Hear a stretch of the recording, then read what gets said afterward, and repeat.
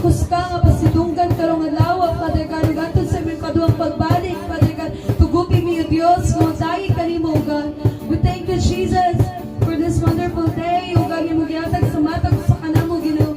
Father God, sa mong pagdaig ug sa mong pagpaminaw, sa mong pulong, Father God, tagay mi panabot, Father God. Give us your knowledge and your wisdom, O God. Na kami tanan gina makapamatay sa mong pulong, Father God. Ug ang pulong among madungog, Father God, mitasok kanin sa mong kasing-kasing, Father God. Ug makapamuha sa maayong bunga, Father God. Lord, ano may karon, Father God, nagpasalamat kahimo Ginoo tungod sa mga kong gugma ug kaluoy diri kanamo, Father God. We thank you, Jesus. Sa tanan na mong gihatag diri kanamo, Father God. We thank you, Lord. Sa mong gugma diri kanamo, Father God. We thank you, Jesus. Father God, among ibalik diya kanimo Ginoo tanang dungog. Himayo, papasalamat in Jesus' name we pray. Amen. Ito pagpakan itong buhay niya.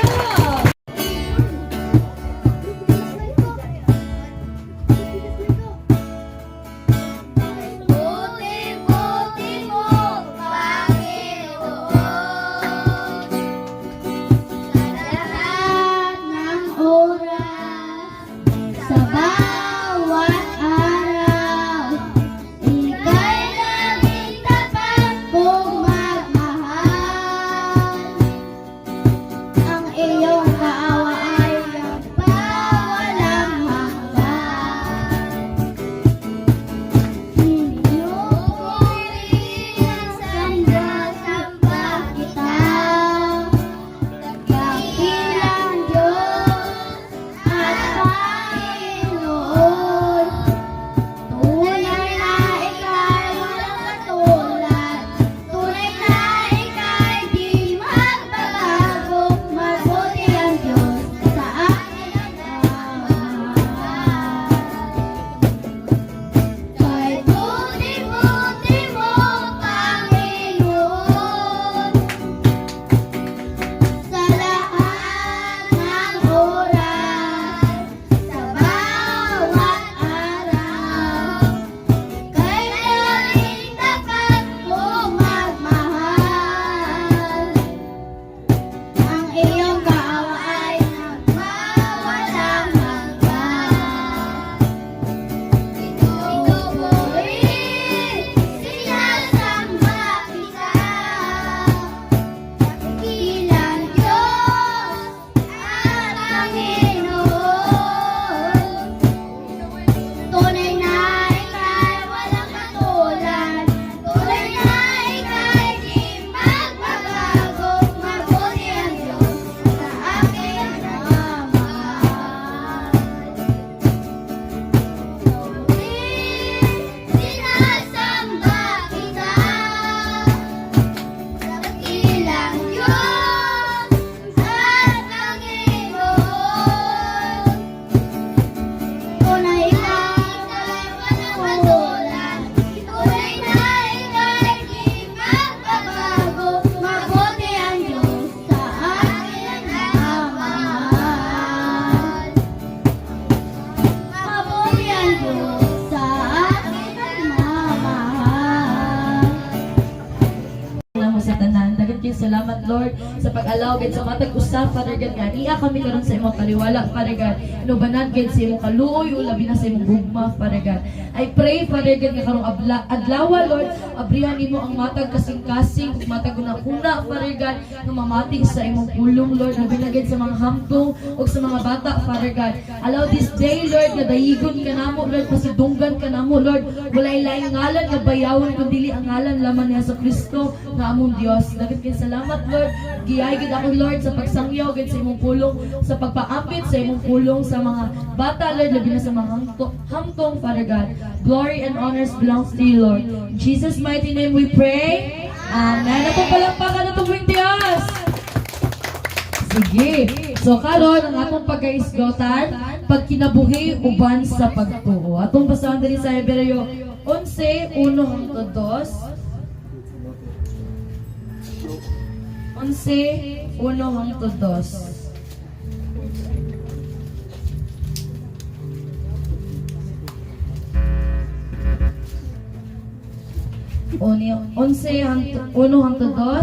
Ang kahulugan sa pagtuo mao nga may kasiguraduhan kita sa butang nga atong gilauman nga dili makita pinaagi sa pagtuo ang mga tao sa karaang panahon ipahimutan sa Dios. Amen. So kinahanglan kita nga magtinguha gayud uban gayud sa pagtuo. So pag kinabuhi sa pagtuo, apan kita kinahanglan tang maningkamot inubanan gayud sa kaluoy sa Dios. So kadaghanan karon sa mga tawo nagkinabuhi gayud sila nga dili gayud uyon sa atong labing gamanan Dios o wala gayud sila pagtuo. Nagdepende lamang sila sa ilang mga fleshly desire o ilang matag huna-huna. So kitang mga Kristohanon kinahanglan tang nga magdepende sa atong sasamahan to magdepende sa atong Ginoo. So kinahanglan ta nga magkinabuhi nga naay mga pagtuo. So kinahanglan nato nga tuuhan ang pulong sa Ginoo pinaagi gayud sa Biblia. So kinahanglan gayud natutuhan. Ningon diri si pastor nga sa duol na matapos ang 2025, kinahanglan tang magtinguha sa atong matag kasing-kasing inubanan gayud sa pagtuo. Kinahanglan ta nga before mo end ang 2025, kinahanglan natong i-desire sa atong matag kasing-kasing nga magbatuntag pagtuo sa atong kasing-kasing. So ang una, ang pagtuo kinahanglan gayud inubanan sa paglaom. So kinahanglan ta sa diha nga motuo ta sa atong Ginoo, inubanan nato sa paglaom o pagsalig ni Ginoo Hesus Kristo. Amen. So dan lataw nato diri basahon nato diri sa Filipos 2:13. Filipos 2:13 ningon kay ang Dios nagbuhat kanunay diha kaninyo aron paghatag kaninyo tinguha sa pagtuman sa iyang kabubuton. So ang Dios gayon ang naghatag sa tanan. So dili na ta ngayon nga mabalaka sa atong ugma, sa atong mga gikinahanglan kay sa diha nga unahon na ang atong Ginoo, siya gayon ang muhatag sa tanang panalangin nga atong gitinguha sa atong kaugalingon. So kinahanglan ra gayon ta nga magbaton og paglaom sa atong Ginoo. Saligan nato siya pag-ayo sa atong kasing-kasing ug sa atong huna-huna. Og diri sa Salmo 37, diri sa Salmo 37 versikulo 4, Salmo 37 versikulo 4, sila tong basahon. Pangita ang kalipay diha sa Ginoo, hatagan kaniya sa imong gipangandoy. So kinahanglan gyud ta nga maglipay pinaagi sa grasya sa atong Ginoo. Kinahanglan to tumanong ang tanan niya gisugo ug makabaton pag tinud-anay nga kalipay sa atong kasing-kasing. Ug kinahanglan ta nga magkinabuhi gayon uban gayon sa Ginoo. Ingon gyud diri nga ang atong Dios buhi gayud siya og nakakita siya sa tanan natong gibuhat og nakakita siya sa tanan natong gikinahanglan sa atong kinabuhi. Ug kinahanglan natang mahimong matinud-anon sa atong Ginoo. So isip mga Kristohanon kinahanglan tang mahimong matinud-anon dili lang sa adlaw sa Domingo o sa Sabado. Kinahanglan nga matag adlaw atong kinabuhion ang atong pagkakristohanon sa atong matag kasing-kasing. Kinahanglan ta nga naay Kristo sa atong kasing-kasing. Amen? Amen. So kinahanglan ta nga magkinabuhi uban sa atong Ginoo. Ug ato gyud masayran karon ang pag-ampo ni Hana nga makabaton siya og anak. Kay galaom gyud pag-ayo si Hana nga ganahan gyud siya nga makaanak na siya. So atong basahon diri sa unang Samuel 1 versikulo 1 10 hangtod 11. Unang Samuel versikulo 1 10 hangtod 11. Labihang buula ni Hana ug nag-ampo siya sa Ginoo ug naghilak pag-ayon. Naanad siya og miingon, O Ginoo nga labing gamhanan, kung tagdon mo ako ang kasubo sa imong sulugoon ug hinumduman mo ako ug hatagan mo akong anak nga lalaki, ihalad ko siya kanimo aron mag-alagad siya kanimo sa tibuok niyang kinabuhi ug dili ko gayud siya patupihan. So si Hana, usa ni siya katinunan sa Ginoo. Faithful kay ni siya nga servant sa Ginoo. Ganahan na gyud siya nga makaanak siya lalaki. O kanunay siyang nagsubo. O sa kabalo mo siya nagsubo, naghilak siya. Kanunay kay guol kay ang iyang kasing-kasing ba. Naganahan siya nga makaanak siya o usang ka lalaki. O si Eli nga mao ang iyang padre, nakaingon siya nga buang-buang si Hana kay ngano siya gahilak ug nakaingon siya nga hubog man digay ning bayhana. So atong basahon diri sa unang Samuel 1:13 hangtod 17. Padayon ta basa diri 13. Nag-ampo si Hana sa hilom. Ang mga ngabi lamang niya ang nakibot-kibot. Ug wala mabati ang tingog. Busa nagtuo si Eli nga hubog si Hana. O giingnan niya, kanus ang kaman huwasi sa imong kahubog. Ayaw na pag-inom. Apan si Hana mitubag. Dili ako hubog, apan may gikagulan ako pag-ayo. Wala ako makainom og bino o bisag mga ilimnon, kundi nakigsulti ako sa Ginoo tungod sa akong kagool. Ayaw isipa nga daotang babayi ang imong alagad, kay nagpahungaw lamang ako sa akong kagool o kabalaka o kasubo. Unya mitubag si Eli, ayaw na kagool, hatagan ka unta sa Dios sa Israel sa imong ipangayo kaniya. So si Eli gayod, wala gid niya nailhan kung kinsa gid ang Dios ni Hana.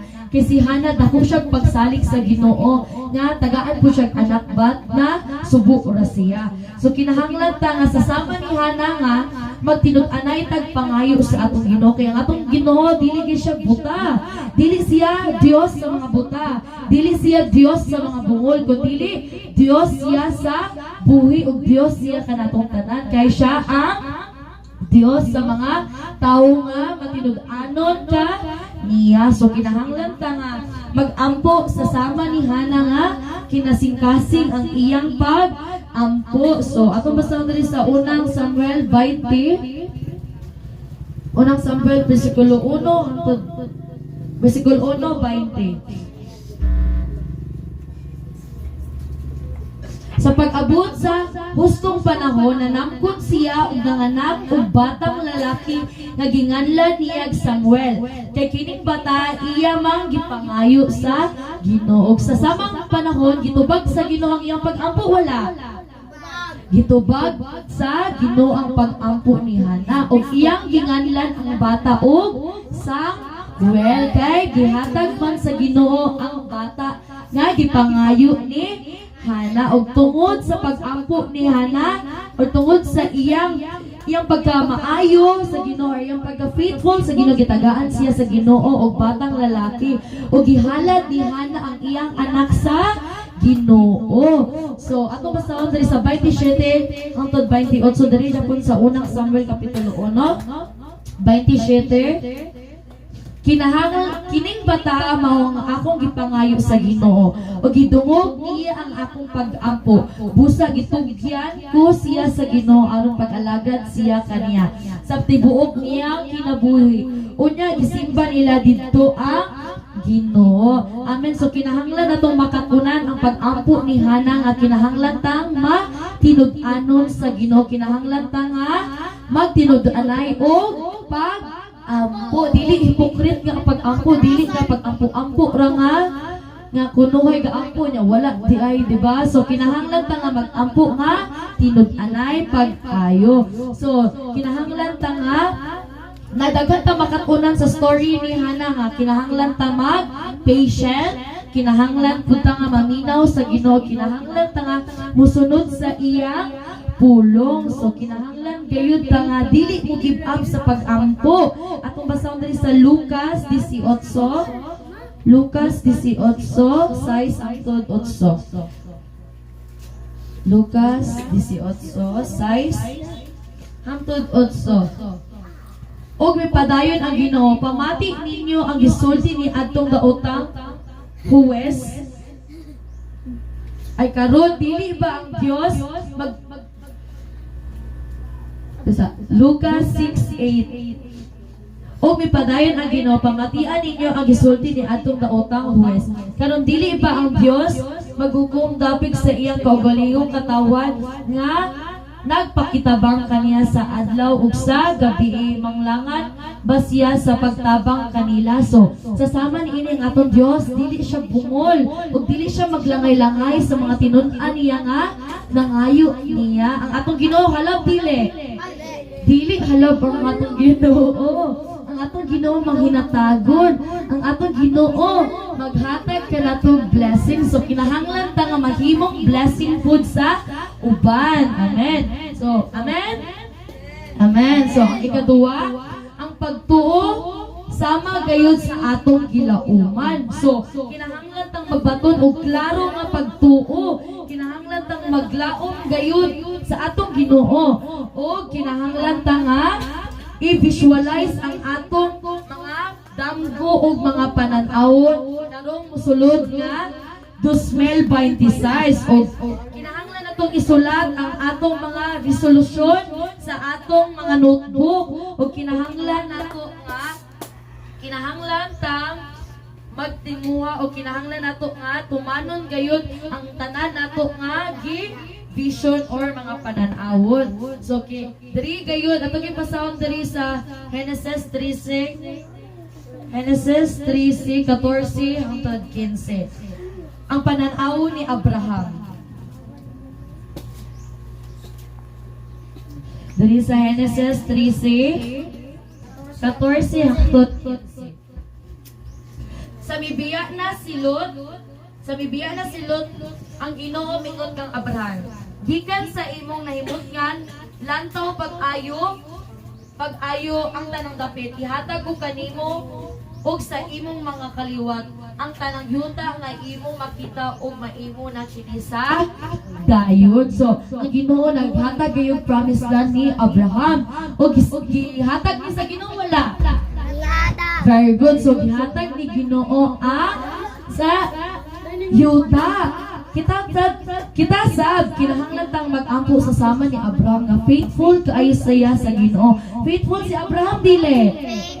Faithful. Kinsa man si Abraham? Una siya ang father nato. Father sa tibuok kalibutan. Si Abraham gayud ang gipromisan sa Ginoo nga sasama ang iyang mga kaliwat sa stars. Lantawa ang stars matagabi. Daghan kayo wala. Daghan. So kita nang tanan gi-promise sa Ginoo nga ang stars sama sa iyang kaliwat. So maihap ninyo ang stars dili ta maihap, di ba? So sasama ni ana ang pagtuo gitagaan sa Ginoo si Abraham og pananawon. Atong basahon diri sa chapter 15 15:5 hangtod 6. O gidala siya sa Ginoo ngadto sa gawas ug giingnan. Tan-awa ang langit ug ipha ang mga bituon. Kung makaiyap ka ba, makabaton kag mga kaliwat nga sama sa kadaghan ni ana. Mituo si Abraham sa Ginoo tungod ni ana giisip siyang matarong sa Ginoo. Amen. So kinahanglan tang magbaton sa sama ni ana ang pagtuo ni Abraham gituuhan niya ang Ginoo. Ningon ang Ginoo nga kung naakay pagtuo niya bisag gamay nga mustasa nga kadakas ang imong pagtuo sama sa liso sa mustasa makabaton gayud ka pagbalid sa bungtod padulong sa dagat. So kinahanglan ta nga magbaton og pagtuo sama ni Abraham. Ug ang ikatulo, ang pagtuo laman dili mao ang tubag. So ang substance means support. So ang pagsuporta gayon sa sama gayon ka flower pot. Right, sa flower pot. Kanang bulang o misitira, kabantay mo ng misitira, kinahanglan na itong bubuan og tubig. Diba? So mutubo ang bulak dili. So kinahanglan na itong ibubuan ang atong pagto. Kinahanglan na ito nga, basta may ibubuo sa atong pagto ang pagbasa sa pulong sa Ginoo. Unsa pa jud lain ang ampo. Very good. Ang simba. So kinahanglan nato nga kinahanglan ta nga mo grow sa pulong sa Ginoo. Kinahanglan tang magbaton gyud sa sama nga pag-agi. So kinahanglan ta nga mo pundasyon gayud og pagtuo. Kinahanglan ta nga magbaton gayud sa sama nga pagtuo. Kinahanglan ta nga magbaton sa pulong sa Ginoo. Kinahanglan ta matag adlaw matag gabi magbasa sa atong mga Bible. Very good, Samantha. So, kinahanglan natin apriyan ang atong mga bakba, pinaagigit sa pag-confess nga, nagtuota sa atong buong Diyos o gisaligan nato siya pag-ayo. Atong basahon diri sa Efeso 3:20.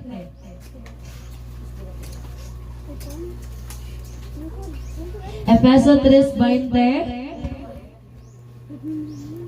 Daygot ta ang Dios kansang gahug ania kanato ug maoy maghatag og labaw pa kaysa atong pangayoon ug huna-hunaon. So kinahanglan tang magbaton ato gayong isinggit nga ang atong Dios buhi ang atong Dios matinud-anon sa atong kinabuhi ug tanan atong pangayoon ihatag sa atong kinsa man luhatag Ginoo. Amen. So kinahanglan ta nga ato gayong i-confess nga atong daigon ang atong Dios nga kinasing-kasing gayod. So si Abraham gayod nakakita gayud siya panan-awon. So atong basahon diri sa 13:14-15. Genesis 13:14-15. Genesis 13:14-15. Dautan kay ang mga tao dito ug nagpakasala sila batok sa Ginoo. Sa mibiya na silot ang Ginoo miingon kang Abraham. Gikan sa imong nahimot nga lantaw pag-ayo sa tanang dapit.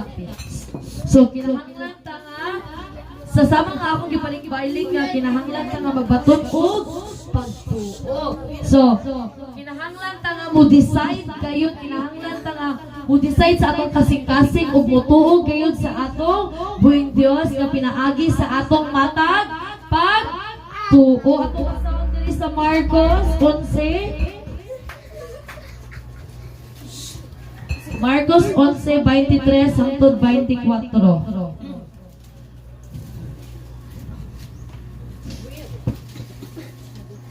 Marcos 11:23 hangtod 24.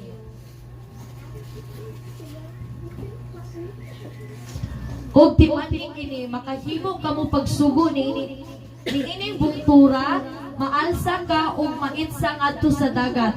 Kun kamo walay pagduwa-duwa sulod sa inyong kasing-kasing ug nagtuo nga maimo ang imong gisulti mahimo og gayud kini. Tungod niini niingon ko kamo nga bisag unsa nga inyong pangayuon diha sa pag-ampo tuoy nga madawat ninyo kini og mainyo gayud kini. So amen. So gipakita sa atong Ginoo nga sa diha nga wala kay pagduwa-duwa sa pagtuo niya, ang tanang butang maangkon nimo bisan gani ang buntod padulong sa dagat maisa nimo. So pinaagi sa pagtuo. So kinahanglan ta nga magbaton og pagtuo sa atong ang pagtuo mao ang kasiguraduhan sa mga butang nga dili makita. So kinahanglan ta nga naagay tay mga damgo og pagtuo gayud nga wala pa gayud natuman. So katong mga ing-ana nga mga butang nga wala pa ta nakatuman sa atong mga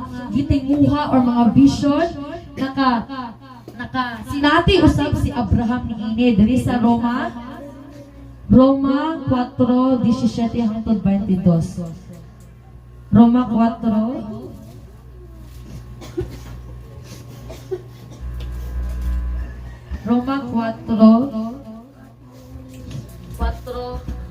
17 hangtod 22. Sumala sa ingon sa kasulatan, himo ko ikaw nga amahan sa daghang mga nasod. Busag na dawat ni Abraham ang saad atubangan sa Dios nga gituuhan niya. Ang Dios nga nagbanaw sa mga patay ug ugna sa tanang nga wala ka ni adto. Mituog milaog si Abraham bisan sa panahon nga wala pa siya'y paglaom nga makaanak pa. Busa nihimo siyang amahan sa daghang mga nasod sumala sa giingon sa kasulatan. Ingon nga kadaghan sa mga bituon sa imong mga kaliwat. So si Abraham gayon naa siya'y asawa nga ginganlan og Sarah. Nya si Sarah ug si Abraham 100 na ang ilang edad. So, si Sarah wala na sa mga tao, sa mga mata sa tao, imposible pang makaanak si Sarah. But busa, tungod sa dako kayong pagtuon ni Abraham ug sa iyang paghulat, sa iyang pagka-patient sa Ginoo, gihatagan silang anak. Diba? Ing ana sa sama gayon ning ana nga kinahanglan tag magbaton og pagtuo sa sama ni Abraham. Very good. So, ikatulo, ikadua, kinahanglan nato nga isugid kay ang atong pagtuo pinaagi gid sa mga atong mga na-experience. Kasi may naka-experience diri nga mag-pray, ilagay isulti ang ilang pagtuo sa Ginoo or pagdayeg sa Ginoo, di ba? Kitang tanan mag-pray gayud, di ba? Kada Domingo or dili lang kada Domingo, taga-gabiin, taga-buntag, taga-mata na to before tang mukhaon, di ba? Mag-pray man ta. So kinahanglan na to nga i-confess, magpasalamat ta sa atong Ginoo nga nakakaon ka o gitagaan kaniyang panalangin. Sa diya nga panalanginan ka sa Ginoo, ipaapit pud ang imong pangapanalangin sa ubang tao. Kinahanglan nga dili ka masuya, di nimo kasuyaan ang imong silingan or imong mga higala kung gitagaan silang panalangin sa Ginoo. Kay individual nato gitagaag panalangin. Kay basin dili pa nimo time karon, basin ugma tagaan kag panalangin, di ba? So kinahanglan ta nga dili magsuyaanay, di ba? Amen. Amen. So dere nga kinahanglan gayud nato nga himuon ang atong kaugalingon ug bag-o nga tawo. Kinahanglan ta nga magbaton gayud sa atong kaugalingon nga mahimo tang bag-o before nato nga ma-end ang 2025. So ang atong last verse diri sa Roma 10 9 hangtod 10. Roma 10 9 hangtod 10. Kita tanan mo basa. Maluwas ka kung ipahayag mo nga si Jesus mao ang Ginoo ug sa kasing-kasing mutuong ka nga gibanaw siya sa Dios. Himo kitang matarong sa Dios kay nagtuo man kita sa kinasing-kasing gayud ug naluwas kita kag ipahayag man nato kini. Amen. So kinahanglan nato nga batunan gayud nga ang atong Dios tinuod gayud siya nga Ginoo ug siya gayud ang labing gamhanan nga saman siya luwas. Amen. So kinahanglan nato nga isugid gid ang atong Dios ang pinakagamhanan sa tanan. Ato gayud nga isulti sa atong kagalingon or sa diha nga mag-ampo ta atong isugid. O diri sa konklusyon, kinahanglan gayud ta nga mo tikang usa ikaupat kalakang haron gayud nga maaktibo ang atong pagtuo. Pinaagi gayud sa atong gilauman, sa atong mga damgo ug sa atong mga pag-ampo. Pinaagi sa pag-confess sa atong mga ngapil. So kinahanglan gayud sa diha gayud nga maka-build or makatukod ta sa atong pagtuo dito sa bato si Ginoong Jesucristo gayud ang lampo sa atong mga pagsulay sa atong kinabuhi. Ningon si pastor nga ako naglaom nga karon nga katapusan sa Domingo sa 2025 nga kinahanglan kita nga makatukod gayon sa atong mga pagtuo gayon dito sa bato ug maka-welcome ta sa karon nga New Year nga mahimo ta nga a wise person sa matag usa nato aron gayon nga ma-overcome nato ang tanang pagsulay sa atong kinabuhi. Kinahanglan nato nga i-crucify ang atong kaugalingon ni Ginoong Jesucristo. So atong balakbakan atong buhing Dios. Sige, manitugtang tanan.